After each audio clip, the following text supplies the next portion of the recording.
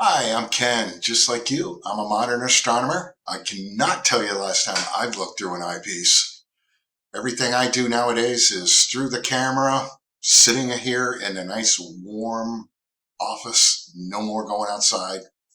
I'm starting a new series. This will be the first one of it, where I am going to take Pixinsight and I'm going to give basically 10-minute lessons on different concepts of Pixinsight.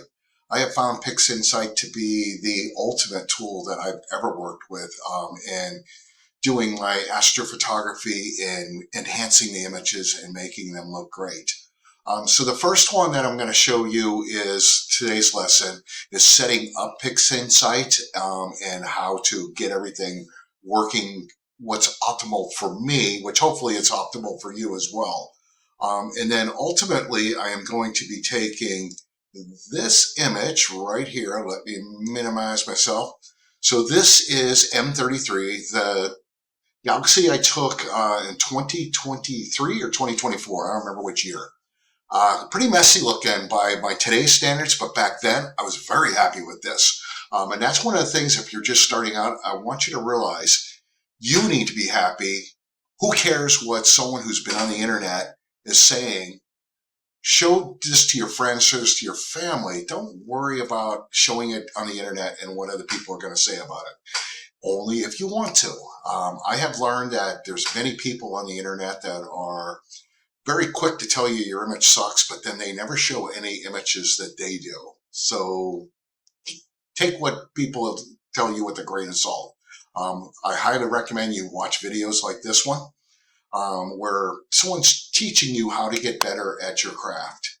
One of the first things I want to show you is my folder structure. So my folder structure is pretty simple. I'm going to go to C. So I have what I call C# cap. Let's start with that. So all the images I take from my other computer, I move back over here to C# cap. So I have a computer now that I use to control my telescope. I used to use a USB cord that would come back to this one. Either way, I used the C# cap. So I bring all the images in here to C# cap, and that way I have them all in one spot.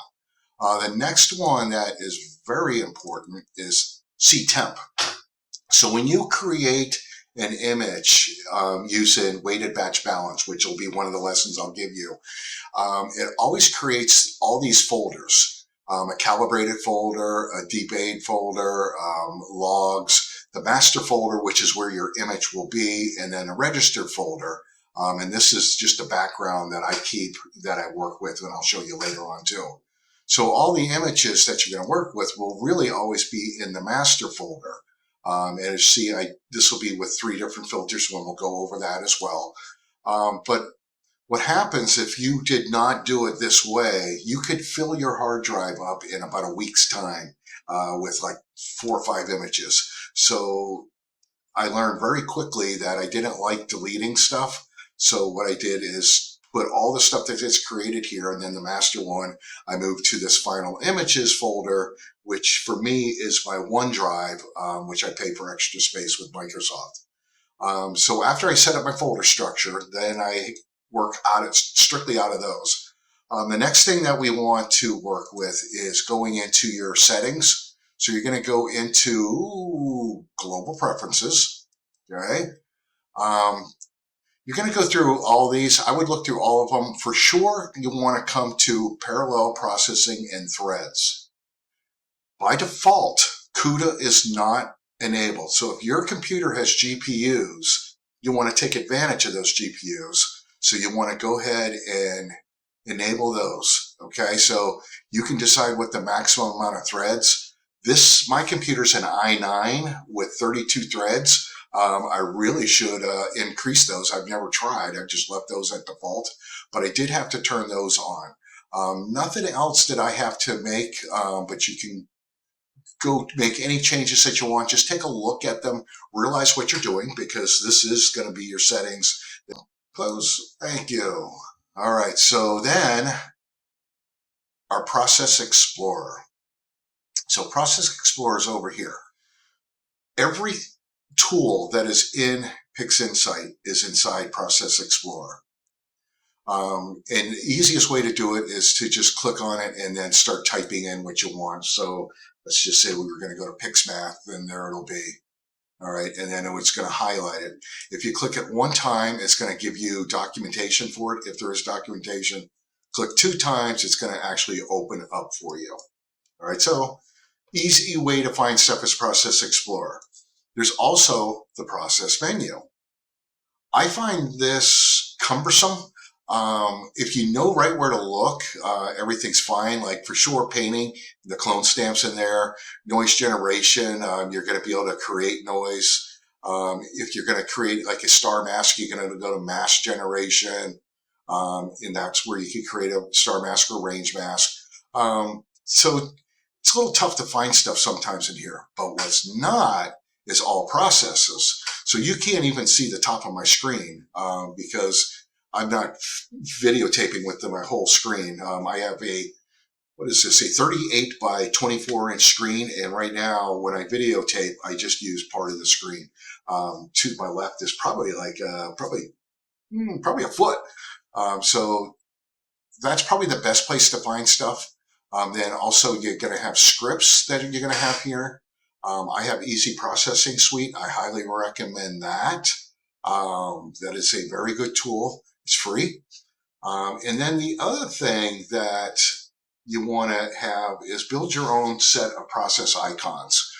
So I'm going to load my process icons. Let's bring this so you can see it. So I have what I call my icons and my icons full screen. So like I said, I have a 38-inch wide screen. So when I use the full screen ones, it's when I'm using Pixinsight as a full screen, which is my norm. But if I'm videotaping, then I go to my icons. These are other icons that I have downloaded through the internet that other guys like me that have shared. Luke has some very good videos on how to do a lot of stuff with Pixinsight. Visual Dark has a lot of, Sean is his name, has a lot of great videos. But I'm going to load my icons. So I always have my icons so they show up on the right side. You can put them wherever you want. It works well. I usually put the normal tools that I work with as process icons. Generally, I have them in order that I do. I have changed my order a few times and never worry about changing the icons. But for sure, you're going to want to use screen transfer function. Screen transfer function, you can either have it as an icon. It is also this icon, well, that one right there. If we had an image, we'd be able to see it. That one overstretches it, so that's generally the one you want. And then that one's going to reset it back to normal, where on this one, you're going to use the nuke button and then reset it back to normal with there.